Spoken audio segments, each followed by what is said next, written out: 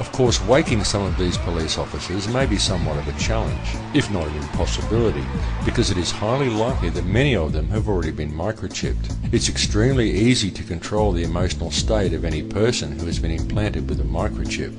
The human body is nothing more than a biological computer. All actions, feelings and emotions are detected by the brain as electrical impulses. Placing a microchip inside someone's body allows the computer to be interfered with by an external source, similar to a Trojan horse program on a home PC. No intelligent or thinking individual should ever allow themselves to be microchipped, no matter how convenient it is made to appear to entice you. To allow yourself to be chipped is to place your life and your very thoughts and your emotions into the hands of another person whom you do not know. And this is not science fiction, this is actual fact. In recent decades, experiments with microchips were carried out on animals with great success. Scientists were easily able to invoke extremes of emotion ranging from extreme contentment to violent anger, in this cat for example, with a simple change of frequency. This technology to control emotions does exist. It is not some fantasy, and it is very likely that it is due to such technology that we are recently witnessing such wanton aggression from police officers, whose actual job it is to protect and serve, rather than to harass and intimidate such as they appear to be concentrating on now. It must be clearly understood that there are only two emotions, love and fear. All other emotions stem from these two base emotions. Love is a much faster vibration than fear, and love has been proven to actually physically affect human DNA and allow more centers for coding. This is what makes true evolution possible, and it is this knowledge the elite desperately want to keep from the hands of the people, because people who live in love evolve to a higher consciousness and awareness, and power over them is lost. So the 64 possibilities of codes that we call the human genetic code. And of these 64 possibilities, it appears that only 20 of these codes are turned on right now for us, the 20 amino acids. Well, researchers have been able to show us, and this is a pretty amazing thing to say. What has been discovered is this, is that there is a switch that turns off and turns on where those coding sites lie, and that the switch for that turning off and turning on is what we call emotion. And this is the first time that we've ever seen the patterns of emotion directly physically linked to human genetic material.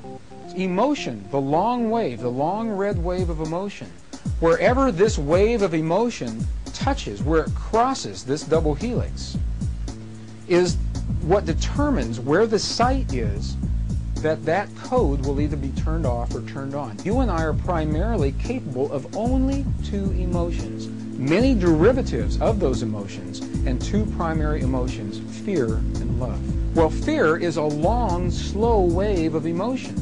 So this wave of fear is a long, slow wave and touches relatively few sites on this DNA. So an individual living in fear is limited to the number of antennae that they have available to them. Whereas an individual living in the pattern of love, this is love in DNA, you can see it's a higher frequency, many more potential sites for coding along that genetic pattern. This information, this is amazing. This is the first time we've ever had a hard digital link between emotion and genetics. And what we're saying is this, that the way you interpret and perceive emotion in your lives directly, linearly affects and determines how your body responds genetically. In compassion, in love, you have the opportunity, and it is an opportunity, to encode many more genetic patterns within your body. This is part of the hidden knowledge held by organizations such as the Illuminati. This is why Western society and modern religions such as Christianity have striven so hard to wipe out paganism. In fact, modern religious institutions were so fearful of the message contained within paganism and deemed it such a threat to their hegemony that the practice of it was punishable by death. But you can ask even a small child from some obscure village in the Andes and soon realise that they all know this information, but it has been hidden from the West. It is important now, through all of the problems we face, to approach the world with only love in your heart. This can sometimes be difficult to do.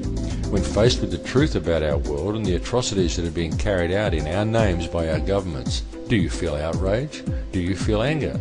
It is quite natural to feel such emotions when faced with this information, and quite fine that you do, because such anger and outrage is born from love and empathy for your fellow man. Or do you feel hatred at the perpetrators?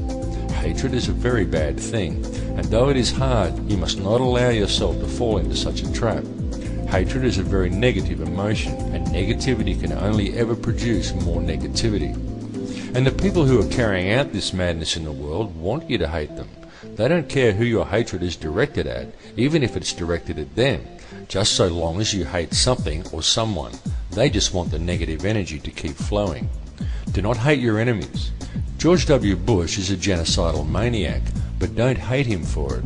Love him and pity him for being so misguided. Don't hate him and show anger born from hatred or bloodlust. Hatred empowers your enemies against you, and such demonstrations can only possibly provoke retaliation.